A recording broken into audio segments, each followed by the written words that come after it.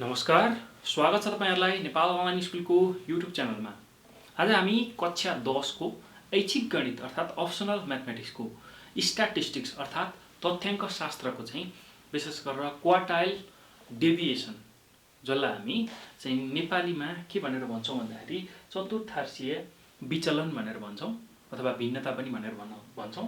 चतुर्थांशीय विचलनको चाहिँ कस्ता खालका चाहिँ कन्सेप्टहरु छ हैन, त्यसैगरी कस्तो खालको फर्मुलाहरु चाहिँ हामीले युज गर्नुपर्छ र चाहिँ विशेष गरेर हामीलाई चाहिँ कन्टिन्युअस डेटा दिँदाखेरि कन्टिन्युअस सिरिज दिँदाखेरि अर्थात निरन्तर चाहिँ सिरिज श्रेणी अथवा निरन्तर चाहिँ डेटा दिँदाखेरि अथवा अविच्छिन्न चाहिँ डेटाहरु तथ्याङ्कहरु दिँदाखेरि कस्तो खालको फर्मुलाहरु युज गर्ने र हामीले चाहिँ पहिलो दोस्रो र तेस्रो चतुर्थांश कसरी निकाल्ने भन्ने कुरा चाहिँ यो भिडियोमा हामी सिक्दै छौं त। सो यही कन्सेप्टको आधारमा रहेर हामीले चाहिँ विभिन्न चाहिँ प्रब्लमहरु गर्नुपर्ने हुन्छ, विभिन्न खालका चाहिँ चतुर्थांशसँग सम्बन्धित विभिन्न प्रश्नहरु गर्नुपर्ने हुन्छ हो। त्यसकै सोलुसन चाहिँ कसरी गर्ने भन्ने कुरा म यो भिडियोमा तपाईहरुलाई चर्चा गर्छु है त।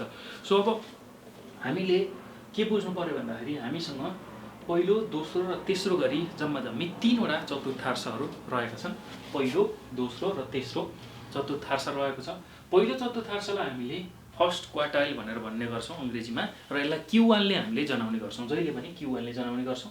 त्यसैगरी दोस्रो जुन चतुर्थांश छ त्यसलाई हामी सेकेन्ड क्वार्टाइल भनेर भन्छौं, त्यसलाई चाहिँ हामीले Q2 ले जनाउँछौं र तेस्रो चतुर्थांश जुन छ त्यसलाई चाहिँ हामीले थर्ड क्वार्टाइल भनेर भन्छौं र त्यसलाई Q3 ले जनाउँछौं है त। सो यो चाहिँ कसरी चाहिँ हामीले चतुर्थांशलाई जनाउने भनेर चाहिँ बुझ्ने कुरा है त।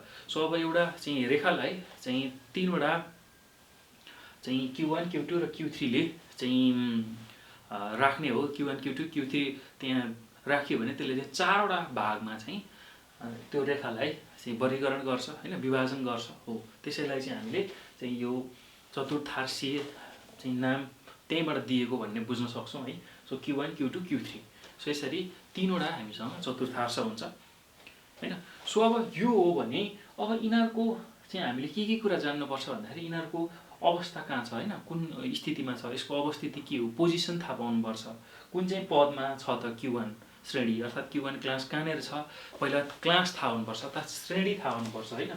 सबैको Q1 को Q2 को र Q3 को हामीलाई चाहिँ श्रेणी थाहा हुनु पर्छ। जहिले पनि कन्टिन्युअस डेटा अथवा निरन्तर चाहिँ श्रेणी अथवा चाहिँ तथ्याङ्कमा हामीलाई अविच्छिन्न श्रेणीमा चाहिँ हामीलाई सुरुमा Q1 Q2 र Q3 को चाहिँ श्रेणी चाहिन्छ, क्लास चाहिन्छ, कुन क्लासमा पर्छ त, कुन चाहिँ अब हामीलाई विभिन्न श्रेणीहरु दिएको हुन्छ कन्टिन्युअस चाहिँ डेटामा श्रेणीमा हैन। सो पहिलो दोस्रो तेस्रो कुन चाहिँमा पर्छ, कतिौं उसमा पर्छ भनेर चाहिँ हामीले यो हेर्न सक्छौं र कतिौं पदमा छ भनेर यसरी Q1 भनेको n/4 पद लेख्न सक्छौं, आइटम लेख्न सक्छौं हैन। सो n/4 Q2 भनेको चाहिँ n/2 आइटम, Q3 भनेको 3 * n/4 आइटम हो। यसरी चाहिँ हामीले लेख्न सक्छौं है त। सो यसरी चाहिँ सुरुमा यसको अवस्थिति कहाँनेर छ Q1 Q2 Q3 कहाँ पर्छ त भनेर हामीले सुरुमा त्यसको अवस्थिति कहाँ छ, पोजिसन कहाँ छ भनेर हेर्छौं है त। त्यसपछि चाहिँ हामीले Q1 Q2 र Q3 चाहिँ निकाल्ने गर्छौं है त। जहिले पनि हाम्रो कन्टिन्युअस डेटा अर्थात निरन्तर श्रेणीमा चाहिँ Q1 Q2 र Q3 चाहिँ हामीले यसरी निकाल्छौं। विभिन्न सूत्र छ जस्तै कि Q1 निकाल्ने सूत्र भनेको L + n/4 - CF/F * I गर्छौं है त।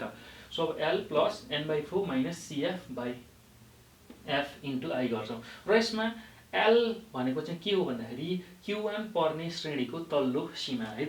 जहाँनेर चाहिँ Q1 पर्छ हैन, Q1 अर्थात पहिलो चतुर्थांश जुन पर्छ हो त्यो पर्ने श्रेणीको सबैभन्दा तल्लो सीमा लोअर लिमिट भनेर भन्छौं हामी यसलाई हैन। L भनेको लोअर लिमिट अफ Q1 जहाँ पर्छ Q1 क्लास हैन, Q1 श्रेणीमा चाहिँ पर्ने सबैभन्दा तल्लो सीमालाई हामी L ले जनाउँछौं।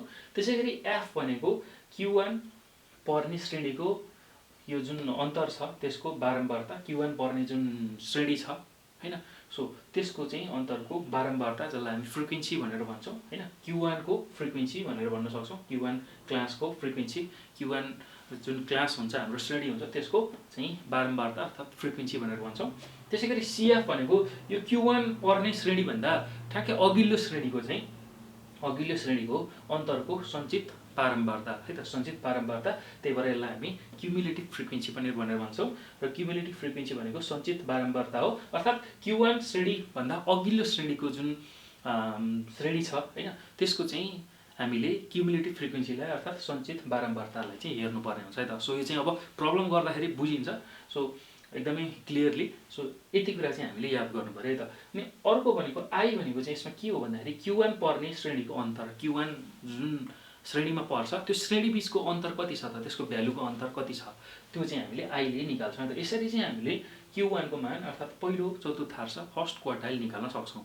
त्यसै गरी अब चाहिँ सेम केस चाहिँ यसमा पनि एप्लाई हुन्छ हैन, दोस्रो चतुर्थांश पनि हामीले यसरी नै निकाल्ने हो। तर हामीले के कुरा बुझ्नुपर्छ भन्दाखेरि यो जुन दोस्रो श्रेणी छ Q2 क्लास छ, यसमा चाहिँ n/2 हामीले आइटम गर्छौँ हैन। सो यो भनेको चाहिँ केसँग इक्वल हुन्छ भन्दाखेरि मिडियनसँग इक्वल हुन्छ, मध्यिकासँग चाहिँ इक्वल हुन्छ भनेर, बराबर हुन्छ भनेर हामीले बुझ्नुपर्छ हैन। अब हेर्नुहोस् त, Q2 निकाल्ने सूत्र चाहिँ के हो भन्दाखेरि यो चाहिँ पोजिसन हो, यसको अवस्थिति कहाँ छ भनेर हामीले निकाल्छौँ भने अब कन्टिन्युअस अथवा निरन्तर अथवा अविच्छिन्न श्रेणीमा चाहिँ हामीले Q2 निकाल्ने सूत्र चाहिँ यो हुन आउँछ, L + n/2 - CF/F * I हुन्छ है त। L + n/2 - CF/F * I हुन आउँछ। सो अब यसरी हेर्दाखेरि L भनेको हाम्रो के हुन्छ भन्दाखेरि Q2 पर्ने श्रेणीको तल्लो सीमा अर्थात् लोअर लिमिट भनेर हामीले बुझ्नुपर्छ है त। Q2 पर्ने जुन क्लास छ Q2 क्लासको चाहिँ लोअर लिमिट भनेर बुझ्नु पर्यो। त्यसैगरी F भनेको Q2 पर्ने श्रेणीको बारम्बारता, सो फ्रिक्वेन्सी भन्नु पर्यो, Q2 पर्ने जुन क्लास छ त्यसको फ्रिक्वेन्सी है त, त्यो कुरा हामीले बुझ्नु पर्यो। र CF भनेको Q2 पर्ने श्रेणीको सञ्चित बारम्बारता भन्दा अघिल्लो श्रेणीको बारम्बारता है त। सो हेर्नुहोस् त, जहाँनिर Q2 श्रेणी पर्छ त्योभन्दा अघिल्लो श्रेणीको सञ्चित बारम्बारता चाहिँ हामीले लिन्छौँ है त। सो क्युमुलेटिभ फ्रिक्वेन्सी भनेको हेर्नुहोस् त, Q2 पर्ने जुन श्रेणी छ त्यसको CF भन्दा सञ्चित बारम्बारता भन्दा अघिल्लो चाहिँ जुन हाम्रो छ हैन, सो त्यो त्यहाँको चाहिँ हामीले क्युमुलेटिभ फ्रिक्वेन्सी अर्थात् सञ्चित बारम्बारता लिने गर्छौँ। र आई भनेको चाहिँ यो Q2 श्रेणीमा चाहिँ जुन यो Q2 मा पर्ने श्रेणीको चाहिँ अन्तर कति छ त, Q2 क्लासमा जस्तै कि 30 देखि 40 छ भने अब त्यो दुईको अन्तर भनेको चाहिँ हामीले चाहिँ माथिल्लो लिमिट हैन, माथिल्लो लिमिट अर्थात् माथिल्लो सीमाबाट तल्लो सीमालाई घटाउँदाखेरि अब हाम्रो 30 देखि 40 मा 40 हाम्रो चाहिँ माथिल्लो सीमा हो हैन, माथिल्लो सीमा हो, त्योबाट तल्लो सीमा घटाउँदाखेरि 40 - 30 भनेको 10। यसरी चाहिँ हामीले चाहिँ यो श्रेणीको अन्तर निकाल्न सक्छौँ है त। यदि त्यस्तो खालको श्रेणी छ भने 10 को अन्तर छ भने यसरी चाहिँ हामीले निकाल्न सक्छौँ है त। जहिले पनि माथिल्लो सीमाबाट तल्लो सीमा घटाउँदाखेरि यो Q2 अथवा यो श्रेणीको अन्तर हामीले निकाल्न सक्छौँ। अब Q2 भयो, Q1 को पनि त्यसै गरी निकाल्ने, Q3 को पनि त्यसै गरी निकाल्ने। श्रेणीको अन्तर निकाल्नु पर्यो भने माथिल्लो सीमामा सबैभन्दा तल्लो सीमालाई घटाउँदाखेरि हामीले श्रेणीको अन्तर निकाल्न सक्छौँ है त। सो यति कुरा पनि हामीले बुझ्नु पर्यो। अब अर्को जाउँ Q3, जसलाई हामी थर्ड क्वार्टाइल भनेर पनि भन्ने गर्छौँ है त। अब यो चाहिँ तेस्रो श्रेणीलाई चाहिँ सुरुमा हामीले यसको क्लास थाहा पाउनु पर्यो, कहाँ पर्छ त, यसको अवस्थिति थाहा पाउनु पर्यो। र यो निकाल्ने भनेको n/4 जुन आउँछ हाम्रो पहिलो श्रेणीमा हो, त्यसलाई 3 ले गुणन गर्यो भने चाहिँ हामीले Q3 को क्लास निकाल्न सक्छौँ है त। अथवा यसको Q3 को पोजिसन निकाल्न सक्छौँ, 3n/4 आइटम गर्न सक्छौँ। अब यो आइसकेपछि यसको चाहिँ कहाँनिर पर्छ भन्ने कुरा हामीलाई थाहा हुन्छ र यो सुरुमा हामीले क्युमुलेटिभ फ्रिक्वेन्सीलाई नै हेर्छौँ र त्यहाँबाट कम्पेयर गर्छौँ, तुलना गर्छौँ। यो सञ्चित बारम्बारता चाहिँ कति छ, त्योभन्दा चाहिँ ठुलो बारम्बारता कहाँनिर छ त्यहाँ हेर्छौँ र त्यसकै चाहिँ करेस्पोन्डिङ अथवा त्यसकै चाहिँ सम्बन्धमा रहेको जुन क्लास छ, श्रेणी छ, त्यो नै हाम्रो Q3 को क्लास हुन्छ। र त्यही क्लास छानिसकेपछि मात्रै हामीले L, F, CF र I को चाहिँ मान हेरेर अनि यो फर्मुला युज गरेर Q3 निकाल्नु पर्ने हुन्छ है त। सो त्यो गर्दाखेरि L भनेको Q3 मा पर्ने श्रेणीको तल्लो सीमा भनेर हामीले बुझिसकेका छौँ, लोअर लिमिट अफ Q3 क्लासको। त्यसैगरी F भनेको Q3 पर्ने श्रेणीको बारम्बारता हैन, फ्रिक्वेन्सी, Q3 पर्ने जुन श्रेणी छ, क्लास छ, त्यसको फ्रिक्वेन्सी भनेर हामीले बुझ्न सक्छौँ। र CF भनेको Q3 पर्ने सञ्चित बारम्बारता भन्दा अघिल्लो श्रेणीको बारम्बारता। हेर्नुहोस् त, सञ्चित चाहिँ बारम्बारता, Q3 पर्ने सञ्चित बारम्बारता क्युमुलेटिभ फ्रिक्वेन्सी हैन, त्यो भन्दा अघिल्लो श्रेणीको चाहिँ क्युमुलेटिभ फ्रिक्वेन्सी हो, सञ्चित बारम्बारता हो। र I भनेको चाहिँ Q3 श्रेणी जुन छ हैन, Q3 मा पर्ने श्रेणीको अन्तर भनेर हामीले बुझ्नु पर्यो। अब त्यसको अन्तर निकाल्न जहिले पनि माथिल्लो सीमाबाट तल्लो सीमालाई घटायौँ भने हामीले त्यो श्रेणीको चाहिँ अन्तर निकाल्न सक्छौँ है त। सो यसरी चाहिँ हामीले Q1 Q2 र Q3 चाहिँ क्याल्कुलेट गर्न सक्छौँ, निकाल्न सक्छौँ। अब Q1 Q2 र Q3 आइसकेपछि हामीले चाहिँ चतुर्थांशीय भिन्नता निकाल्नु पर्ने हुन्छ, अर्थात् चतुर्थांशीय विचलन निकाल्नु पर्ने हुन्छ, जसलाई हामी क्वार्टाइल डेभिएसन भनेर भन्छौँ है त। क्वार्टाइल डेभिएसन भन्छौँ। र त्योभन्दा पनि महत्त्वपूर्ण अर्को चाहिँ छ चतुर्थांशीय विस्तार, जसलाई हामी इन्टर क्वार्टाइल रेन्ज भनेर भन्छौँ। सो इन्टर क्वार्टाइल रेन्ज भनेको Q3 माइनस Q1 गर्ने थर्ड चाहिँ हाम्रो चाहिँ क्वार्टाइलबाट फर्स्ट क्वार्टाइललाई घटाउने, अर्थात् तेस्रो चतुर्थांशबाट पहिलो चतुर्थांशलाई घटाउने हो भने हामीले के पाउँछौँ? चतुर्थांशीय विस्तार पाउँछौँ है त। सो यो आइसकेपछि यसैलाई 2 ले चाहिँ गुणन गर्यौँ, सरी भाग गर्यौँ भने Q3 माइनस Q1 लाई चाहिँ 2 ले भाग गर्यौँ भने हामीले क्वार्टाइल डेभिएसन अर्थात् चतुर्थांशीय भिन्नता चाहिँ पाउँछौँ, अर्थात् चतुर्थांशीय विचलन पाउँछौँ है त। सो यो कुरा चाहिँ हामीले एकदमै ख्याल गर्नु पर्यो। जहिले पनि Q3 माइनस Q1 गर्ने भने चतुर्थांशीय विस्तार निकाल्ने भनेर बुझ्ने हैन। चतुर्थांशीय विस्तार भनेको Q3 माइनस Q1 हो भनेर बुझ्नु पर्यो। र चतुर्थांशीय भिन्नता क्वार्टाइल डेभिएसन भन्यो भने Q3 माइनस Q1 लाई चाहिँ 2 ले डिभाइड गर्नु पर्यो है त।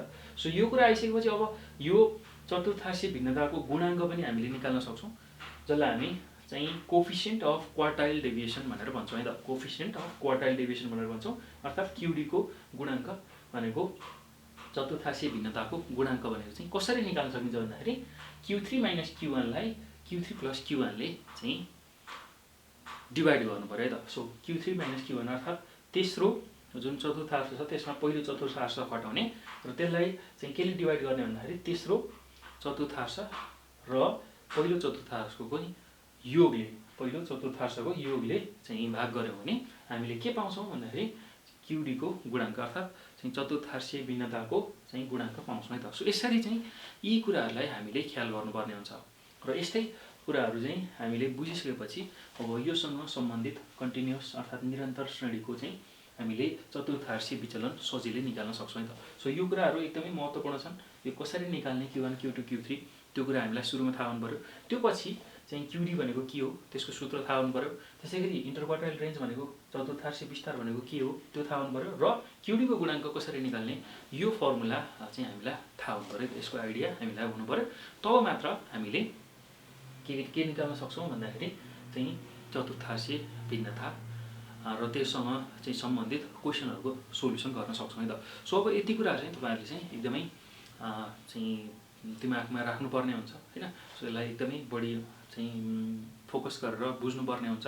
यति कुरा जानिसकेपछि हामीले योसँग सम्बन्धित प्रश्नहरू सजिलै गर्न सक्छौँ है त। सो अब हामी नेक्स्ट भिडियोमा चाहिँ यसको चाहिँ सोल्युसनहरू कसरी गर्ने र त्यसको क्वेसन र त्यसको सोल्युसनहरू लिएर आउनेछौँ है त।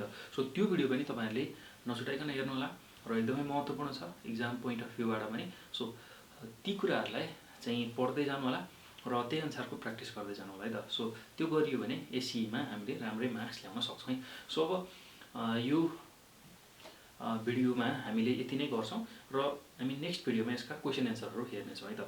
सो तपाईँहरूले त्यो भिडियो पनि नछुटाइकन हेर्नु होला। र अब यो भिडियो हेर्दाखेरि केही कन्फ्युजनहरू छ, केही डाउटहरू छ भने तपाईँहरूले 9849595895 यो नम्बरको व्हाट्सएप, भाइबर, टेलिग्राममा हामीलाई मेसेज अथवा कल गर्न सक्नुहुन्छ।